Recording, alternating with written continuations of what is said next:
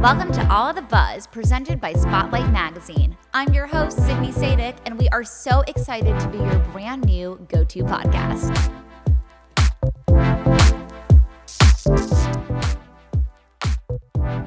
Welcome to All of the Buzz, where we go into the lives of some of our favorite stars and personalities.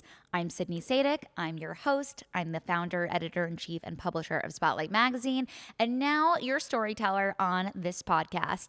I am so excited about our inaugural guest on this show, Dylan Lauren, you guys. Entrepreneur, founder of Dylan's Candy Bar, the daughter of Ralph Lauren. I mean, she is just such a name and such a force in her own right. I have looked up to her for so many years to have a sustainable business, to make it through COVID, to then keep growing and evolving. Like, this is the definition of a girl boss and someone who also has amazing style. I mean, her dad is Ralph. She grew up in the fashion industry. So how cool is that?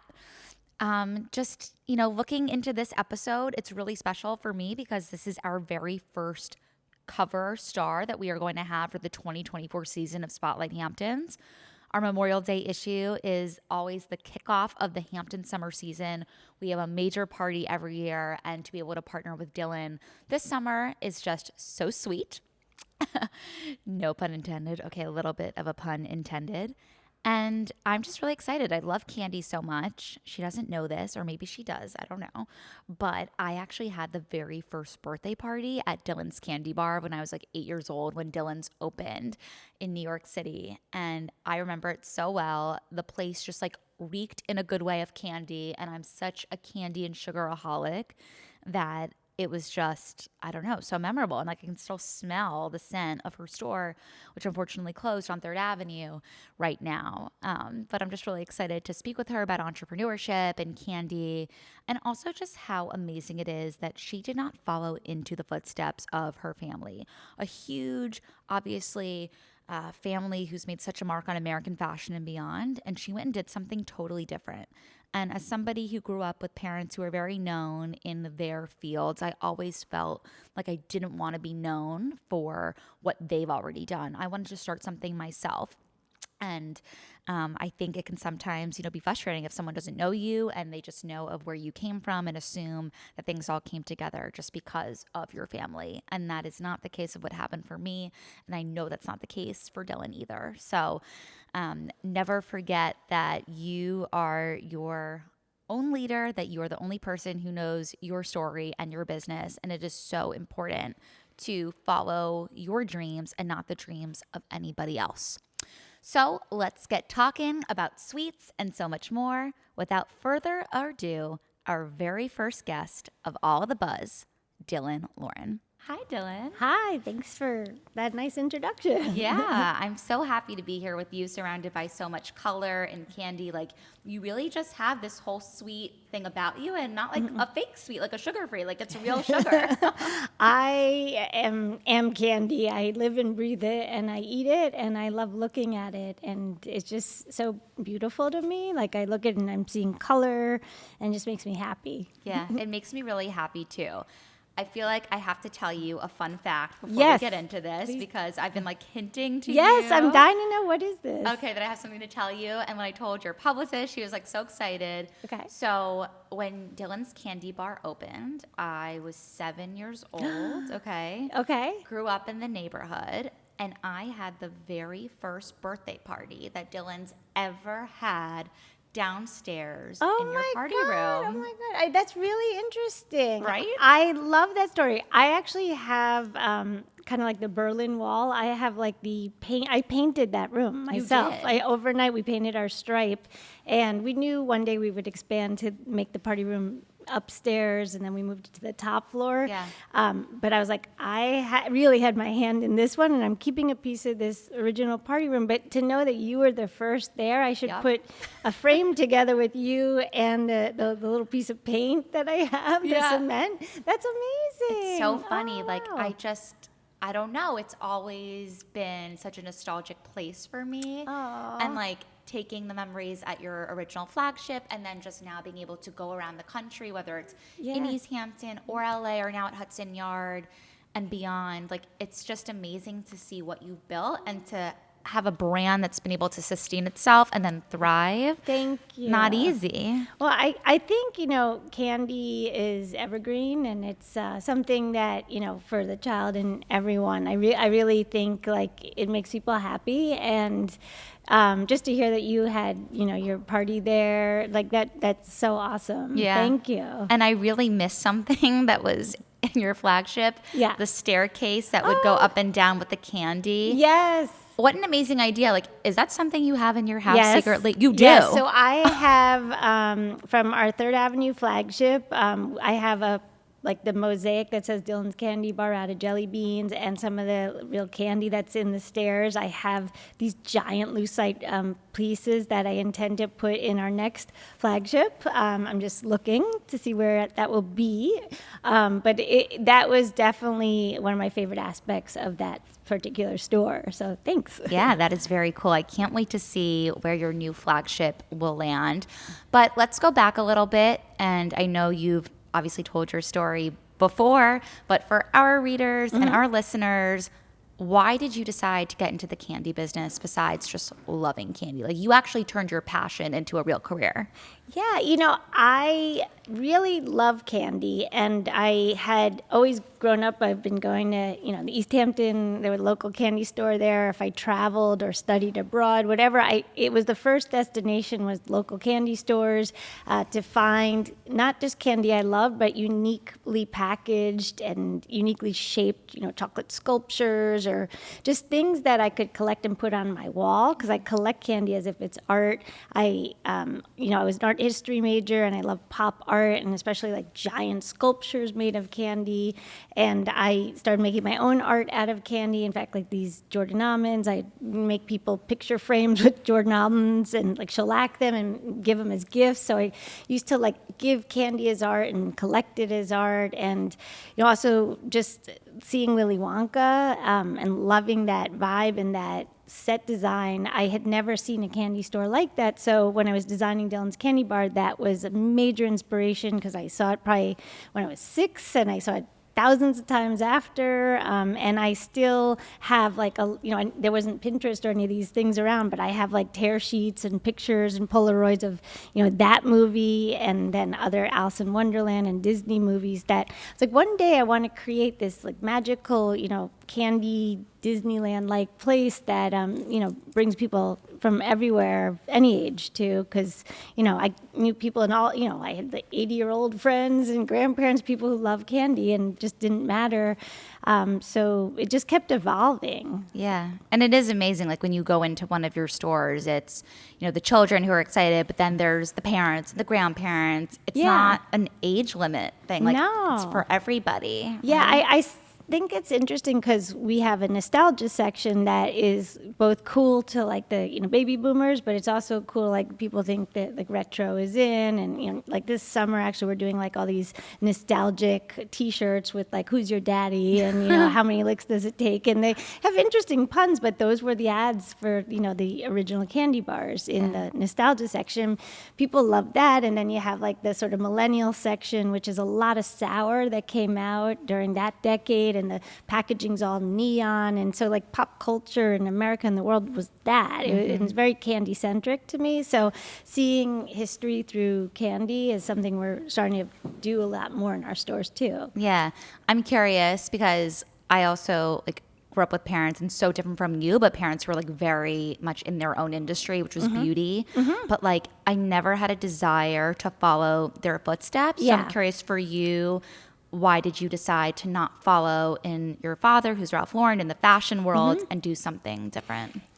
I loved watching my dad create an empire, and really admired his entrepreneurship. And, I really, really love fashion, but more about the colors and the fabric swatches. And I'm not really as into the actual clothing as I am into the design and the color. And what I saw him do is build, take a tie and build a lifestyle brand out of it. And my passion is candy. And when I look at candy, I see what I think he saw in fabric. I see color. I see, like beautiful, glitter packaging. And then one year it's tartan packaging, and then it could be gingham packaging, but I see it in candy. And candy to me is sort of something I want to take from just eating it to making it a lifestyle and a lifestyle brand. And that's why Dylan's Candy Bar, we're not just about eating the candy. We have candy clothing, candy jewelry, candy stickers, candy pens, and all different lifestyle products. I mean, bags, flip-flops. We've done a lot of collaborations with major brands too, because candy is just such a great, it's a great medium for any design. Yeah. And so to me, it is fashion.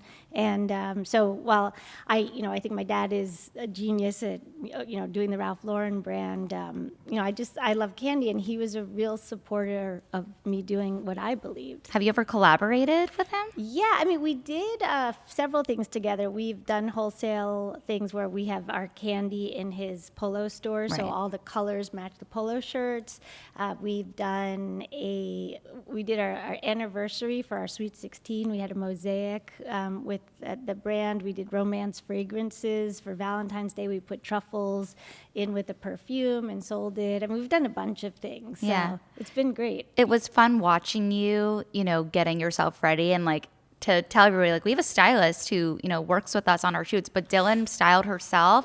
And I thought it was so cool that you wore your dress backwards. You felt that the zipper in the back would be more flattering on you in the front. So you clearly have such an aesthetic and yourself and what looks good on you. Thank you. It's funny because I like a certain cut, and even my dad, he's the master, and I'll be, well, I think actually it should have been done like this, and he'll listen sometimes. He's like, yeah, you have a good eye. Does he know you wear this dress backwards? He liked it backwards. The reason I liked it backwards, I like the halter cut more, but I also like those parts of the madra. It's like a bunch of different madra patterns stitched together, and I like those colors more than the backside. I kind of wish it was that way.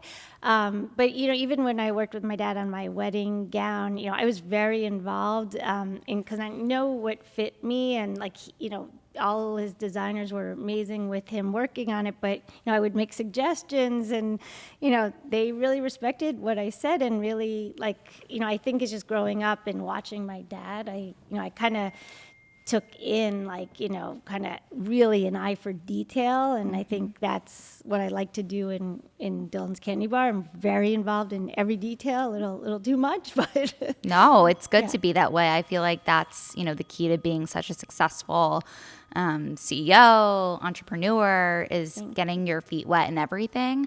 What is the best piece of business advice that your dad taught you? He always said, go with your gut, and he knows how much I love candy, so he knew that if you love it, do it, be in that industry, because that's what you believe in, and you're your own customer. I think that watching him, any ups and downs in business, it's always just stick with what you believe. Did you think when you were growing up that launching your own candy store was, immediately going to be what you do, or did you have other ideas of what you wanted to be? I knew I wanted to be some sort of leader or entrepreneur. I was very into athletics. I was captain of tennis and volleyball, and I was class president. I liked organizing events, so I always used to organize events and fundraisers, and we do that actually on the side with our foundation, Dylan's Candy Barn, and also with parties, organizing gatherings for people. But to have a setting like a candy Willy Wonka setting was always a dream. And then that sort of evolved into, why don't we have a place that's shows candy art and food artisans and sells fashion. And then it kept evolving into Dylan's Candy Bar, which kind of has a lot of my different passions in one. Right. And so you went to Duke, did you ever have a 9-to-5 job before launching Dylan's? So after, having planned a lot of fundraisers and like organizing events in high school and college, I started a company, Dylan's Creative Events, and I was doing events not just because like I wanted to create them, but I knew a lot of people, and it was like at the era of like, launching like actually Sex in the City. I did one of the first HBO things with Richard Plepler, and just gathering people and creating, sets for charities and parties that had like fun invitations and fun centerpieces and, goodie bags. And I kept using candy actually, and that sort of kept evolving into, what Dylan's Candy Bars with favors and party centerpieces with candy. Yeah, so, that's really funny. I love following Dylan's Candy Bar on Instagram. Why don't you personally have an Instagram account? It's a really good question. I think that I feel that it's so personal, to share one picture that captures what the zillions of things you do in a day. I couldn't pick the picture, and to have to pick a picture or tell a story when thousands of great things happen and then maybe other things are not so great. And I just felt like it's too much work, and some of it is like no one's business. Mm-hmm. And then on the other hand, it's kind of like it's just not what I'm about. People who know me know what I'm up to and should know what I'm up to. I mean, obviously I understand for business it's important. But Dylan's Candy Bar and our stores are really where I want people to go in and experience them. And it's great if people take pictures and post them, and I know that's important, but I want people to really be in the moment. And I also feel like every time I'm, with people and it's like, oh, let's take a picture. It's like you're not in this moment. Right. And so I don't know, something about really being in the experience that I feel strongly about. I mean, I get it, and I'm very inspired by photos and what people say, but I also don't go on social media a lot. And it's not, I understand there's negative stuff and everything about it, but to me, it's like it's kind of distracting to my own vision. Like, I like to follow my own path, and maybe that's from watching my dad and my mom. Like, I have a certain vision, and I want it to be mine. Right. So you don't just like log on to the Dylan's account and like scroll through people. That's not you. No. And I also think, I could do a lot more, and people have said, oh, you should do this and you should do this video and these podcasts. Like, it's fun, and I did a book and I've done that. But,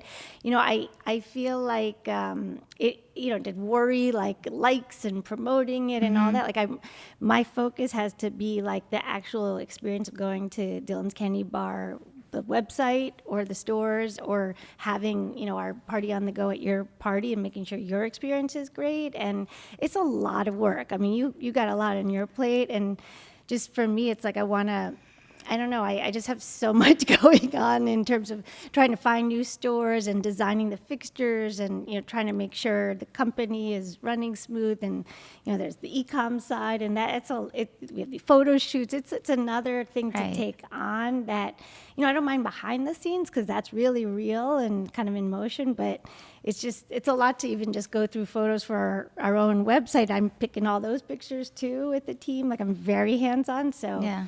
I don't know. It's a lot. So what's your thing then? Like, when I'm trying to fall asleep at night, that's sort of what I do, which is also a negative, because sometimes I'll see stuff that I don't want to see that makes me nervous, and I'm like, oh my God, like AI is like attacking my mind, like I need to get off. So like, what's your thing though? Because that is what most people do, to just kind of sit back and relax. What do you do instead? I don't do that at all. I actually find that I've seen a lot of people go downhill from looking at Instagram and social media. A lot of people keep saying, oh, you're so lucky you're not really doing that for your personal. You are. I heard that back and forth, not even just for their own kids, but for themselves. Honestly, I like listening to podcasts, so I'm excited for you. Thank you. I like magazines that are inspiring, and I listen sometimes to Insight Timer or the Calm app. I like, apps that have like more like techniques on, whether it's entrepreneurship and being strong, or following your gut, or, just breathing, I don't know. And I work out, and I find that really therapeutic. So I love when I've had a tough workout and I'm too tired to really, do that. But the other thing we were talking about is, some TV that's lighthearted. Like my husband and I love watching The Bachelor, and sometimes like a good show that is. I like happy shows or rom-coms or movies that I liked. Like from the '90s and '80s, the John Hughes movies. That to me is like. There's a good energy that I go to sleep and it sits in my subconscious that I feel is much more better for the next day and for running my business than being brought down maybe and hoping I'm not by something negative. I also used to watch the news or read up on the news. I think that's probably the worst thing you can do right before bed. I really believe like the subconscious mind needs positivity and, like good things. I totally agree with you. I think everybody could honestly take a dose of that advice because it is hard and there's so much content, so much information, and it really is important to not focus on what others are doing or saying and sticking true to what you're doing. What is one thing that you think others don't realize about starting your own business? I think some people have different motives, and I think it's really important that you love what you're selling or what you're doing or you're your own customer, so you really get to love what you're doing. It can for a long time if you plan to be in it for a long time. I think that's one part. I also think that you don't have to know everything. Like, I am very creative and I have a business sense, but I think it's important to be comfortable delegating with other people and finding other people who have the strengths in areas you may not. And that's really important. Like I'm on the creative and I brought in business people now with like, e-com and PR and all these other worlds of digital. It's like intimidating, but there's always somebody. And I think it's also just learning like, in the end, if you're growing a business, you do have a family in that. And there's a lot of time in there. And there's also some people who don't, always work well together. And you are kind of managing everyone's sort of happiness behind the scenes as much as trying to do what you want to do. So it starts becoming a very big responsibility, but I feel fortunate. I have a lot of great coworkers, and it's really key to have people that you really like working with too. So. Yeah. As I'm listening to you, I'm just like, you would be an amazing judge on Shark Tank. Oh my God. Have you ever thought of that, or does anyone ever approach you to do that? Because you seem like a no-brainer. Thank you. They actually, some of those judges have had their kids or their own birthday parties at Dylan's Candy Bar. Oh my gosh. Funny. I saw one of them at the U.S. Open. He was saying, oh yeah. I've been a judge on like several shows, like Project Runway and a few other things, but thank you. Yeah, I could totally see that. Thanks. Do you wear brands besides Ralph Lauren? Not really. My dad has, I guess I like what he makes. He has a lot of different lines, and I like the way of mixing, matching. I have a cousin who's a designer, Greg Lauren. I do like his stuff, and my friend Stacy is Alice and Olivia. There's a few other friends of mine that I think have pieces that I like, but my majority of my clothing is my dad's, and Why would you wear anything else, honestly? Like, the stuff is all great. Even I was at Saks the other day, and it was just so fun to see, like, the classic cable knit. And I'm probably not, describing it totally correctly, but, like, he now did, like, a short sleeve one, and it was all multicolored. And I was like, it's just so amazing to see, like, how a style that's been worn for so many decades can still feel perfectly new, but, like, with a nice, I don't know, like, there's, like, soul to everything. Yes. It's like, it's a part of, I don't know, like fashion history and like our culture. It's very fascinating, Yeah, and I think it's also because it's true to what my dad would wear. And for me, I could eat the clothing. It's a colorful candy and the mixed matching of colors, and I just love it. I do love that too. I was reading something when I was just doing a little research on you, and I read something, and tell me if I'm wrong, but as of 2019, you were still an avid BlackBerry user. Oh, yeah. See, how does it work? Well, that's the other thing about, what you had asked me about having my own personal Instagram and all that. I mean, like, I don't love how fast technology is, moving along. The BlackBerry to me was game changer. I don't think I even was in school when we were typing on computers, so I don't know how to use that. I work out a lot, and besides eating candy, I'll be on like the stair mill, and I wrote a whole book, my book on my BlackBerry. Like I can type on it, and then that went away, and I was like trying so hard to get our IT people to like make sure the BlackBerry works with the other parts of the company, but then they had like the different techniques you could put on the iPhone and all that. But there's just a small, I like walking and doing my work. I mean, even on our Zoom calls, people are like, where are you now? Because I like having a handheld device. Right. So now you have converted to the iPhone now. The BlackBerry's gone. Too, and I guess it's great. I just, I'm pretty old school. I like, I still have VHSs and tapes, and I can't wait for like a cassette recorder to come back. I'm like, how do you record this? Yeah. So. It's funny you say that because we have so many home videos from my grandparents' generation, and I got married, as I said, last month, and I wanted to show my husband like what my grandparents were really like. He could see photos. He never met them. You walk into my grandparents' home, and you can feel their presence and just their vibe. But I was like, the videos are all we have left. So I spent, I swear to you, like a full night with him trying to get every VHS in my grandparents' old house to work.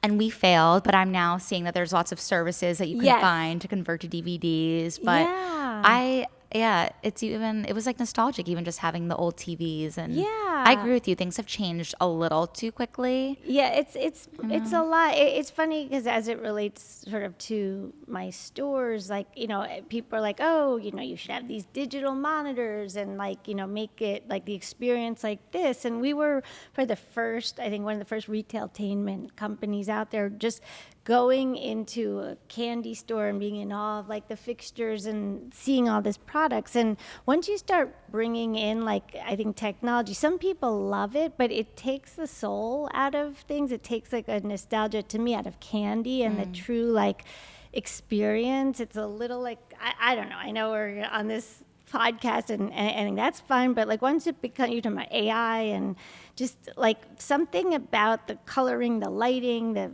retouching, I don't know, it takes the truth out of like the living moment. And even with like, what I'm glad that there is ways to capture moments and save them, but the coloring to me looks fake. Like things look fake when things are so perfect. Like I kind of love the like graininess of old movies or, watching black and white films with my parents. I thought that was pretty cool. Yeah. So I agree. There's some things that just don't have to go out of style. What would be, Dylan, your number one piece of advice to someone who wants to start their own business today? I would say that you make sure it's something you want to do, because I think it's not a short-term thing, and really make sure you like your work-life balance is really important. I had a life coach at one point who always showed me like a pie chart, and it was like, here's your social life, your hobbies, your family, your love life, your health.